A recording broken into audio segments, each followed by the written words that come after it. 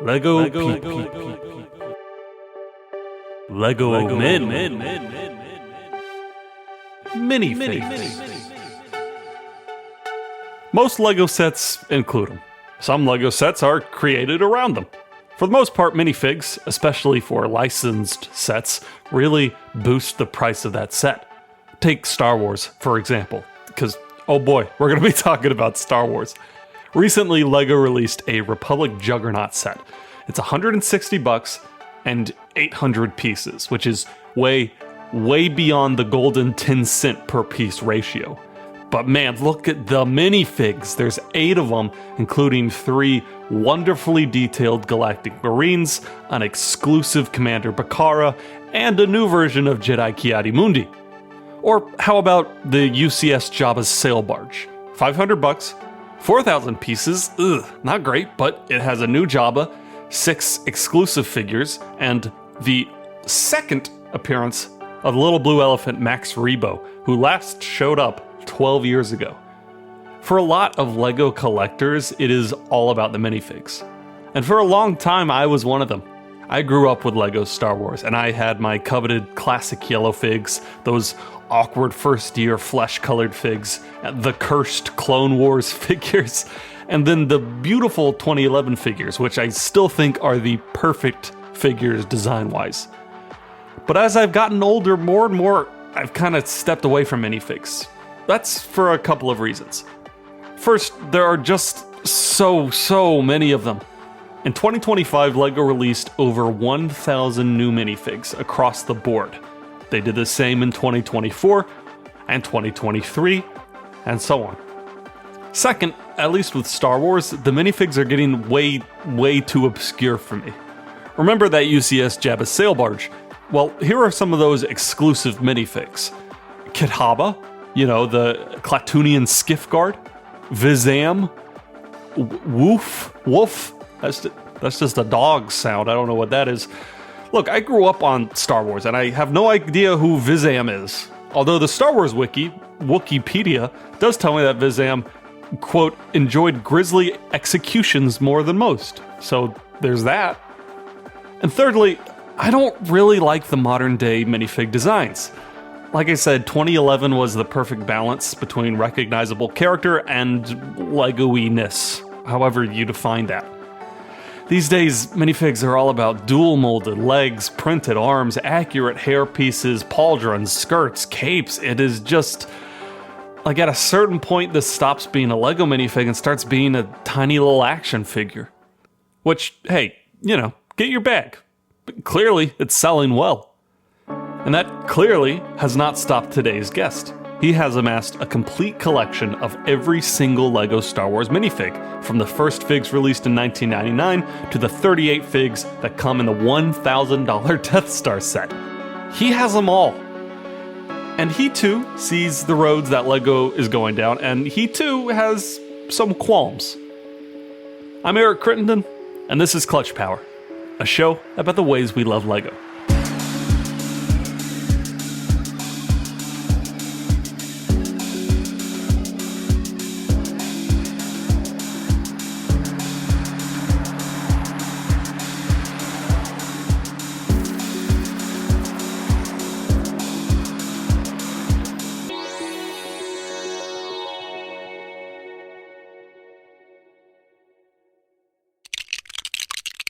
Episode 6. When did minifigs get so complicated? In part 1, a look at the collection of blue milk figs. Every single Star Wars minifig, including some that you won't see on Bricklink. In a bonus segment for Patreon supporters only, BMF and I chat about minifig knockoffs, how to spot a fake, and why people are so obsessed with Yoda wearing an I Heart NY shirt. And in part 2, trends in LEGO Star Wars figures. The big shift that BMF has seen in fig collecting and how LEGO is feeding into it. We are both huge Star Wars fans here, but I'm going to do my best to keep things to a pretty regular person baseline, because I know for some reason people keep turning off the podcast when I start talking about Vizam again. Okay, ready? Let's do it. Engage. Oh, wait, no, sorry, that's Star Trek. What do they don't really say anything in Star Wars when they going to hyperspace. Let's hyperspace.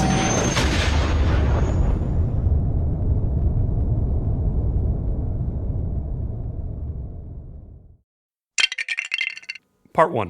1700 minifigs.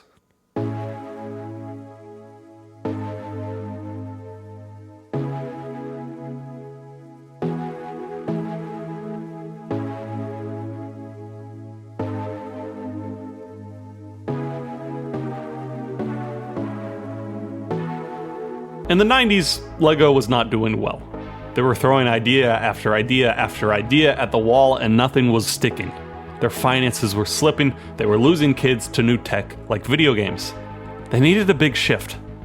So a LEGO executive, Peter Eo, who led the Americas division, started to shop around for licenses. While so many toy companies had partnered up with big movies and TV shows by now, LEGO had always kind of been a holdout. They'd seen success with their original themes, but that was starting to slip. Peter knew that for LEGO to thrive and kind of be relevant in today's world, they needed to move beyond generic toys and go into licensed toys. Our sales leadership and our marketing leadership were very vocal about why this was the right move, and he became a huge advocate. Not only was it important for us to have a business like Star Wars, but I think it sent a much bigger signal, which is that it opened us up to the outside world. That's a former Star Wars EVP and a LEGO senior director talking there.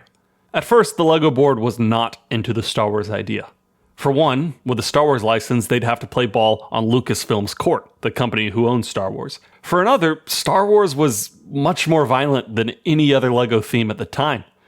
But Peter Eo kept pushing and pushing and pushing until finally LEGO and Star Wars join forces for the first time, so you can build authentic LEGO X-Wings and Y-Wings. And oh my god, it worked. It worked real good. When it launched, LEGO Star Wars was so successful it almost single-handedly kept LEGO afloat, at least until Bionicle showed up. And still, over 25 years later, it is still the most popular LEGO theme. And you know, while the sets are cool and all, you gotta admit it's all about the minifigs. And LEGO knows this, which is why they've put out over 1,700 unique figures over that time, which is way more than any other LEGO theme. LEGO Star Wars minifigs are consistently the most detailed, the most iconic, and the most valuable minifigs each year, and again, it is not even close. It's a lot to keep track of, but Blue Milk Figs somehow manages to do it.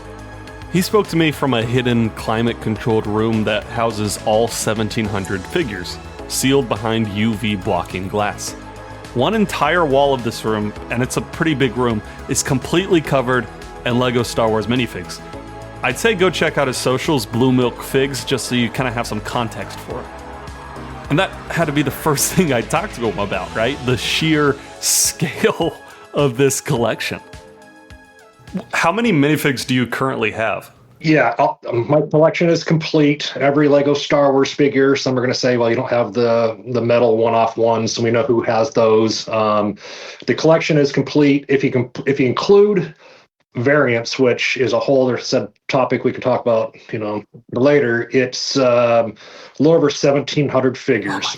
Oh my God. 1,700 is what I have probably 17. Well, with the new wave, maybe 1,730, somewhere in that range. I'm still cataloging the August wave, but that includes known variants, and it also includes a few figures that Bricklink just doesn't recognize. So if you look at Bricklink, all the figures, have them all, plus another 150 probably. What's special about those 150? Well, Bricklink doesn't recognize a lot of figures.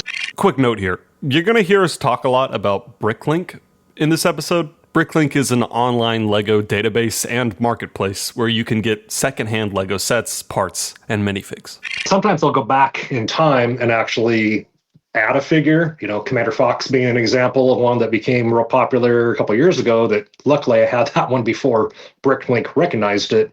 Typically, it's something that wasn't a one-off misprint. So the hardcore collectors that, I'm a group of a handful across the world, if we see something that's been repeated in production multiple times, but Bricklink doesn't recognize it. We deem it as a variant. So perfect example would be there's two versions of the Chrome Gold C3PO. Bricklink doesn't recognize the two versions of it, but it's two extremely different colored prints. And that times another 80 could be a print, it could be a mold variation, but something that's distinctly different that has been replicated multiple times. What would like constitute a different print, say in America versus Europe? Different factory. Yeah, I'd say 90% of the time or 95% of the time, it's not intentional. It's something that, two different factories printing or making the same figure, and you end up with one maybe a heavy print, but it's constant, or you get one that's maybe the color itself is significantly different.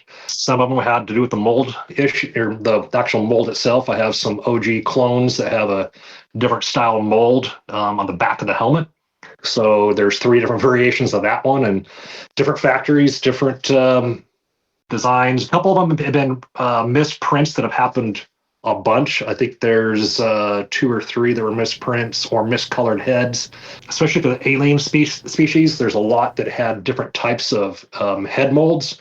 Some were more like hard and maybe shiny, and some were more rubbery and a little like softer.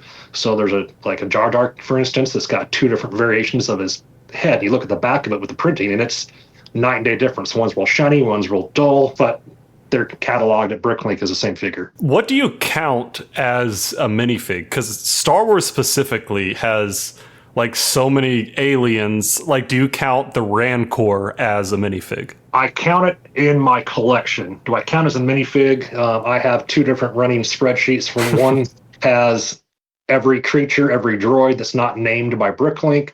That adds up to well over, I think, closer to 1,800 total. But if you go off of Bricklink itself and what they catalog, in which they go back and forth on their own categories, be, for instance, carbonite figures. Yes, they are. No, they're not. Yes, they are. No, they're not. So sometimes those are included. Sometimes they're not. Sometimes a droid is included that maybe is a partial. I have everything Bricklink catalogs, and anything else that is a creature, droid, I have it in a separate case. How beholden do you feel to Bricklink? Is it like their word is law, or is like, No, their word is not law. It is a guide. The collector's word is law, honestly, because we drive the industry. How a lot of these are acquired is word of mouth and the connectivity globally with other collectors. And a lot of times Bricklink is updated because of the collectors. So no, it's a guide. So they just holistically have done a horrible job, I think. Not horrible, inadequate job of staying categorizing everything and having a consistent message. What consists of a new figure? Sometimes it's how a figure looks in the manuals, how I'm told. So you could have the same figure, but one time the manual shows with a hairpiece, one time it shows it with a hat. Well, that will deem as 2 different figures sometimes with Bricklink. But then there's not always a concise or consistent way they do that. Maybe a rangefinder is added on the manual and not in another set. Well, that is then consisted of 2 different figures. So it's a really weird, unwritten, system they go by. So if people have questions about if something's a minifig, come to you. You'll set them straight. I will tell them my opinion, that's for sure. So these days, how do you collect your minifigs? Most now are collected via purchase of the new set. Giant asterisks. This year, Lego's pricing, as everybody knows, has gone absolute bonkers. Yeah. It's the first time in the last probably 5 years that I've had to part out buying some figures because some of the sets, one, I don't want them, even if they were appropriately priced. And 2, you can try to collect them all, but we cannot showcase them all. So it's minifigs, most UCS sets. So if there's a set that we don't need or want, and the aftermarket deems a decent price for a figure, I'll buy it aftermarket this way. But August has been a nightmare to collect the figs. Some figs I purchased the set, and then maybe I'll have a buddy or 2 that'll be interested in maybe just the ship, or has a kid that doesn't care about the figure. So you just try to work out the best you can. If you didn't buy the actual set and you just waited till the figures were on like Bricklink, would it end up being pricier to buy just the figures versus the set itself? It depends on every single time. Sometimes yes, sometimes no. We try to figure out what figures are going to be included, which ones will be new, and then weigh the cost of what we think we can aftermarket, either sell the set or just to your point, price them out and purchase the figures independently. So this August wave has been most difficult because to buy, say, the Juggernaut, which is I think a horrible looking set, and horribly overpriced, to get those figures was complicated because whoever bought it paid a lot for it. It's not perfect science, but we try to weigh the options. Trying to be a little more patient for the first time ever, and purchasing some of these figures as well, trying to see if the pricing will flatten out a little bit.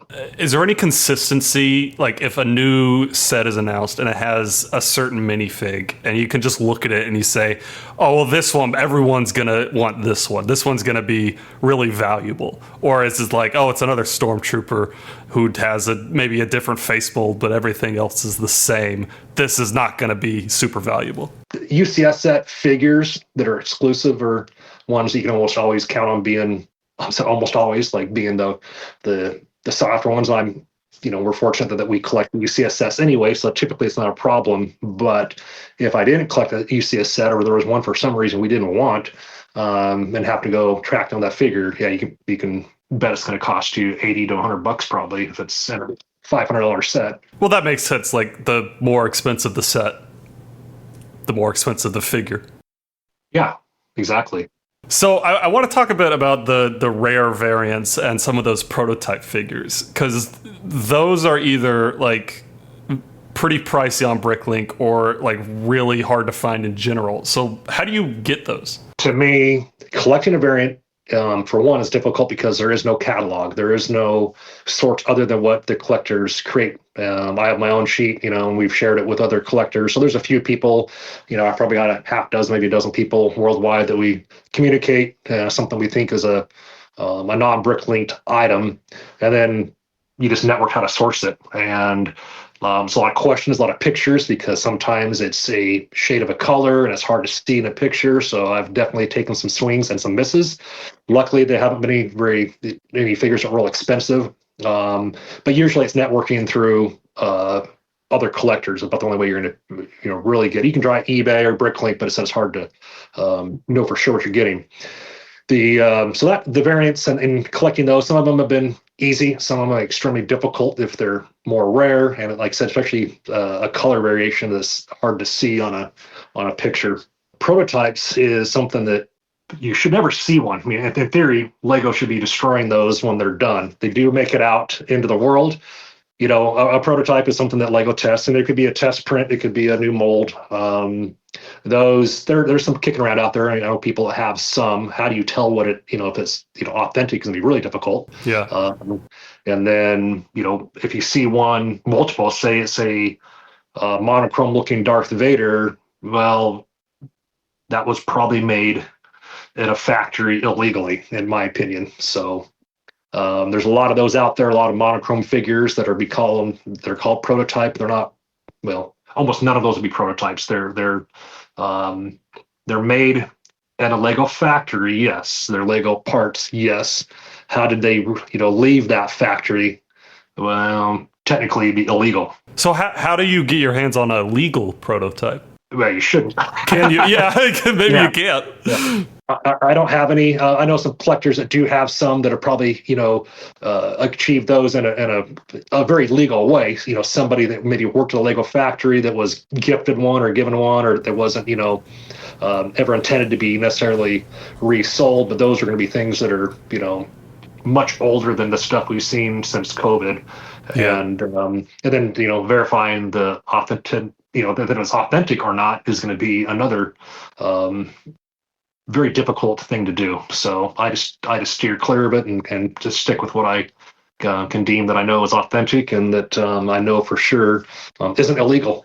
And I'm not casting shade on anybody that does have prototype figures. Nothing wrong with that. I think some of them are fantastic, but it's just not a rabbit hole I'm going down. Plus the cost. Good luck. If you think $1,000 Death Star is expensive, try to get a authentic prototype.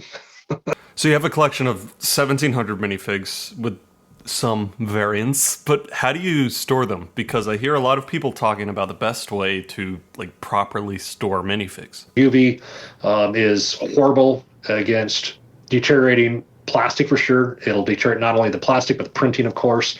And so from an engineering standpoint, plastic, if it's exposed to or not harsh element, but just elements. So expansion and contraction from hot and cold, humidity, changes, and of course, exposure to ultraviolet rays, be it direct or indirect, can deteriorate, ABS plastic amongst other things. So I get asked a lot, why do I have all my figures, one, displayed, and two, on studs? Because my figures don't crack. I have a complete collection with figures that are over 25 years old. Not one of them has a crack.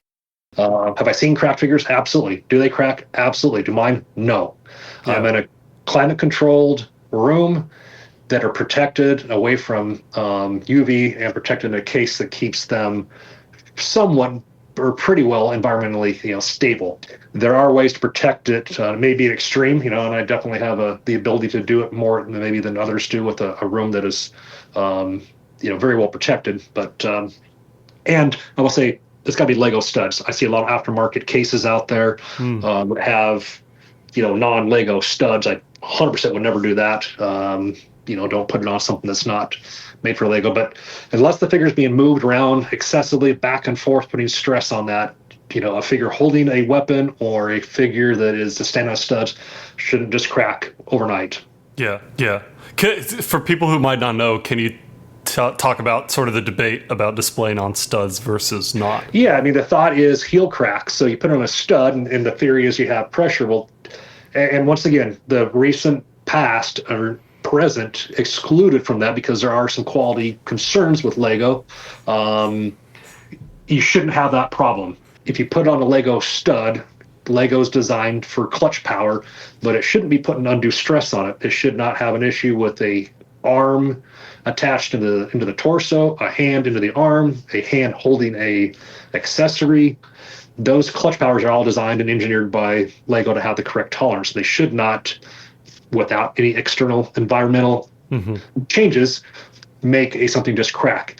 Is that something you hear a lot on like Instagram, that people say you should put your figures on studs? Go check any of the videos, any of the stuff from any things that I've done, anything that's been done for me on my behalf from Beyond the Brick, anything, and you're going to find hate on all of them about it. And I try to educate people. So it's probably good for stuff beyond Lego, any collectible, 100%. Right? Yeah. Anything. You could have a football or a baseball that's got an autograph on it, and guess what? Autograph's going to deteriorate. My wife and I were at a museum a month or so ago, and there was some super old autograph that had to be put in cold storage because it was exposed to light for too long. So if you have something that's rare, that's the reason why you see stamps and coins that are behind some sort of a case. Yeah, that's a good point. That's something, I don't really collect much, but that's something I wouldn't have even thought about. Dust obviously is part of it, and I get, a lot of people I can't imagine what it'd be like to dust that room. Like, well, one, about 70% of the stuff's behind a case. So It's a matter of the face of the case gets wiped off with a microfiber cloth, and that's about all you have to do. And the room is, HEPA filter and all kinds of other fun stuff that we do in here anyway. But yeah, if you don't want to dust 700 figures, guess what? Put them in a case. Up next, for Patreon supporters only, BMF and I take a journey down to the seedier side of minifig collecting. And we talk about some of the rarest minifigs, including a goofy Yoda fig that is valued at several $1,000s. For everyone else, onto the trends of Star Wars Lego today. The concerning trends. See you there. Part 2.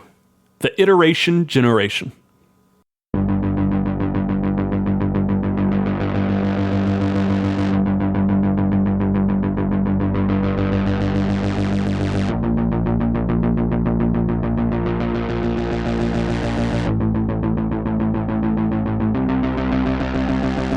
LEGO Star Wars has been around since 1999, and ever so slightly, year by year, LEGO starts to release more and more minifigs.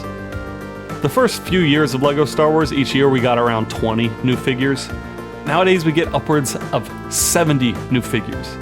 In fact, in 2025, 87 new minifigs graced store shelves. Can you even can you name 87 Star Wars characters? I mean, I can, but I'm different than the other girls. Of course, not all these figures are totally new, right? Some are updates of previous figures. For example, the original Episode 4 Luke Skywalker looks radically different from the Episode 4 version of today. New printing all over, a switch from yellow tones to flesh tones, a new hairpiece, etc. And that's cool.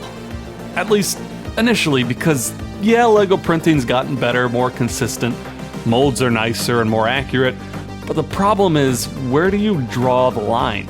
When do you look at a Star Wars minifig and say, that's good enough? The problem is, Lego's never really said that. And some of the Star Wars figs they put out today are victims of their own innovation. And again, I grew up with the original Star Wars figures, so I definitely have a lot of nostalgia for it. But I think, like, that aside, they're just so charming. Like, they remind me of, like, the original run of Star Wars action figures that are, like, they kind of look bad, but, like, they're so simple. And I think that's what I really like in a Lego figure. I'm not big on, like, as much detail as possible. Detail if it's needed. I'd say if there's a marking that identifies a ranking of a figure or something to that effect, go for it. Does every figure need to have arm printing? Probably not. To your point, it can be sometimes, and we see a lot of custom figures that people love, and it's too much. I agree, too much detail. Sometimes simpler is better. And I do have affinity for the OG, which have yellow headpieces and a little simpler design. And you're right, I think they just look iconic. Doesn't mean that some of them can't be improved. I'm not against improving, but you're right, overdoing it sometimes is too much. I see, like, on Reddit, when I see, like, a new set leak, people are always like, why doesn't this figure have leg printing? Why doesn't it have dual molding arms and legs? And I'm like, it doesn't need it. Yeah, not every figure needs it. I would say that that argument, I think, holds up in $1,000 UCS set if you want to go that route. Sure. Yeah. But in a battle pack or a microfighter or something to that extent, if the person is iconic wearing boots, then okay, I don't have a problem with the toe printing or the dual mold leg. To have it as a mandate or a cry to make everything arm printed, I'm okay with it. Not. There's a guy that I work with who has a couple of minifigs, like, on his cubicle, and he has this Mandalorian figure, and it's a custom, and it's just like, it's so detailed that it just looks like a small action figure, and like it doesn't have that, like, Lego quality about it. Yeah, I've seen a lot of those and totally agree. And everyone can enjoy the hobby however they want. It's just not for me. Agreed. So you mentioned the original Phase 2 Clone Trooper, and I think that is an example of maybe one of the most perfect figures Lego's ever done, but then they kept iterating on it. Like, you had the 2008 Clone Trooper run, and then, the more modern ones. Are there figures you could think of that kind of, like, they nailed out of the gate and then just kind of kept iterating? I mean, the Stormtrooper is obviously kind of the main one, but are there others? Yeah. The Stormtrooper, I mean, we talked about, they luckily they've gone back on the pilot, Luke Skywalker pilot, for a little while. The clones are going to be the most redone, or stormtroopers, whatever that looks like. I liked the OG snowtroopers that had the hard piece backpack, and then they went to the neck bracket that had the little backpack. So I kind of like that, like having the backpack, however that is, either the neck piece with the little printed part. Sometimes they do, sometimes they don't. So I think that's another one that, that I love having that part on there. I think one that comes to mind for me is the original Boba and Jango. I think are so good, and yes. I don't like the separation. Yeah, young Boba Fett actually looks better than the brand new one with his weird hair. Yeah. That doesn't fit. I mean, I'd rather have just the bolt cut squared off, OG hair piece on than that funky looking thing that he has. I mean, the skin tone looks great. So yeah, some things he improve on, but some stuff I'm like, where did this come from? His hair does not look like that. Yeah, it almost, this is not a Lego thing. This is pretty much every company. It's just like, you nailed it. You don't have to keep iterating on it just for iteration's sake. Yeah, exactly. Lego is still a great company. I still buy this stuff. Can they have room? Do they have room for improvement? Yes. I will say there's a concern, especially really, really recently, with some of the quality pieces themselves and the quality of those, be it a tile or a plate, or the integrity of those has gone down. That's concerning to me. We've got two extremely recent examples. One actually as of last night and one of last week of friends that have stuff that they just purchased and parts are already cracked, like a slope. Usually there's some sort of smooth tile type piece. That's a little concerning, that we all know that Lego's testing and doing some stuff with different plastics. That's fine. Be sustainable. That's fine. But their beta testing probably hasn't vetted out well enough yet because of these pieces are mass produced and going out in the public and they're cracking day one. Right. That's a concern. Yeah, and especially because more and more people are getting into Lego now. You actually mentioned this a couple of times now. How has the collecting space changed since COVID?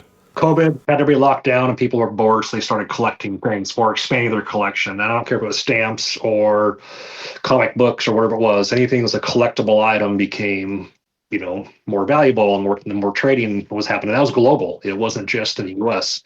So that really amped up and inflated the market from a pricing standpoint.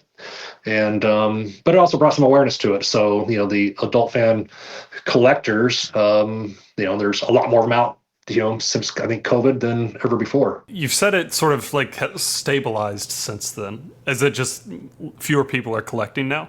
I would say that the urgency or the franticness to go buy stuff has flattened. The market from a pricing standpoint has flattened. Like with anything, housing, anything, the markets go up and down, and sometimes there's a peak and sometimes there's a valley, and then usually you're looking for that flat line. And that's what I think we're seeing now. We're seeing the market stabilize. We're also seeing people honestly kind of pissed at Lego for their inflated price. So you're seeing a little bit of that, pulling back, especially the Star Wars theme. We know there's some license fees they have to pay, and so there's going to be a little bit higher premium, but I just think that some of the aftermarket prices, especially, be it Yoda or Boba Fett, have came back down to a more reasonable price. I mean, if it's rare, you're going to pay more. Bottom line. Yeah. Okay. Cool. But is there a minifig you own that is like your favorite? I've been asked this a lot of times, and I always have my top 4 or 5. One of them that is going to be, just because of the name, is going to be Luke Skywalker with blue milk. I mean, that's, we are blue milk figs. Not because of the cost, but the OG Boba Fett Cloud City looks phenomenal, and mostly because I like the OG Boba Fett and I like the printing. Definitely one of my favorites. And then I really like the Phase 1 OG clones. They're some of my favorite. I love the helmet style, this open kind of visor. The Queen Amidala figure looks fantastic. Do you have a top 10, or I guess a bottom 10, like your least favorite? Yeah, there are some figures that are horrendous. There's like a Padme and I think it's a Dooku that had I think it was from one of the Clone Wars or something that Star Wars was trying to replicate the face print of what it looked like in a cartoon, and they looked horrible. There's a couple of the original pod race kind of molded figures that are pretty ugly. Yeah, well, I think of the what was it, the Aldar Beto figure, which is just like a hodgepodge of bricks. Yeah, it doesn't even look remotely like the character. It doesn't. I'll tell you. Not even just old figures. What drives me insane is a printed piece that should be cloth, and more specifically, not just a comma or a cape, but a figure that should have a robe, and they put a sloped brick. To me, a sloped brick is not part of a minifigure. It drives me nuts. I know people like them, so that's been a common thing that Lego's done lately. Is if it's a Leia or I think Palpatine has one now that they pull the legs and they stick a sloped brick underneath the torso and print the front of it, and that to me is not a figure. I mean, I hate it. I'd rather see legs I'd rather just see legs and nothing, honestly, than I would a slope. But I prefer if they had a true cloth. I mean, they make capes. You have the ability to do it. Give it some sort of the skirt piece that it needs, or the cape or the gown, whatever it needs to be, and make it look like it's supposed to. So because I know the dress piece has changed kind of recently. Like, it used to be like that standard piece you would see in sets, and now it's kind of more minifig adjacent. That still drives you crazy? Oh, absolutely. And they still make the cakes and they still make the part. I mean, it's like, I don't understand the thought process. I mean, and the funny part is then when you get, so these are printed, at least they're not stickers, but then it gets on the whole different conversation of printed versus stickers. I'm just waiting for the day that you get a sticker with your minifig and a Lego brick, because for some reason Lego doesn't like to print parts that often. Have they done the plastic capes for Star Wars yet? There is a shoulder pad, brand new, a couple of the clone commanders in that new battle pack. Oh boy. So it's yeah. That doesn't bode well. Right, and that looks good. I'm fine with that. Give me something, you know. Yeah. But inconsistency again. Like, why that piece? I just don't. The inconsistencies baffle me. Sometimes they do well at things. Other times it's, you know, we're not sure. You know, the UCS Death Star is coming out with figures that have already been released before with leg printing, but then in the Death Star you get just plain black or plain white legs. I'm like, okay, where's your reasoning for that? You make the figure, you make the legs piece already. Why not include it? I still can't get over when they changed the hood, because I'm so used to the hood that goes across the neck that the one that's just open, like, it drives me crazy. You know, it's funny because I haven't hated that one. If you want to talk a piece that the helmets for the stormtroopers is probably the biggest thing that stormtroopers with the Family Guy helmet, just absolutely horrible. Most of the time they do a decent job of improving the figure. Maybe the printing has got updated or something. We can debate the whole cape or cloth pieces all day long, but really that helmet to me is one that's just like, why bring that jawline piece down so far? It's bad, yeah. Or the Darth Vader helmet, I am not a fan of. The multiple pieces, yeah, that was a little weird too. I so prefer the original. I think they nailed it. Yeah, I can't disagree with you there. Are there any figures or Star Wars characters that don't have figures that you're like, man, one of these days I'd love to see this character? Yeah, my list used to be 20, 25 figures of like screen time, be it whatever it is, you know, cartoon or movie or series. There's probably 20, and then Lego has been picking them off slowly. Babu Frick or however you say his name, the little tiny one, just came out. So that was on my list. I literally just checked it off today. I'm like, oh, that's one of them that was, you know, my number's dwindling, but there's still some out there that have not been made that are, you know, pretty iconic, I think. And the very first one that pops to my mind of a list of probably 8 is Shmi Walker. I mean, why is she not made? I mean, she's in the movie. She's a scene character. They don't make her. It'd be pretty easy. It's not like a new mold that have to be made. That's a great point. Yeah, I didn't even think of that. Yeah. Dexter's is one out there. Granted, it takes, you know, some extra arms, but there's probably some other ones I'm forgetting now, which obviously aren't as iconic, because Lego actually the last 2 years has started picking some of them off. And so Saw Gerrera is one of them. They saw your video. Yeah, right. Maybe they're listening. Who knows?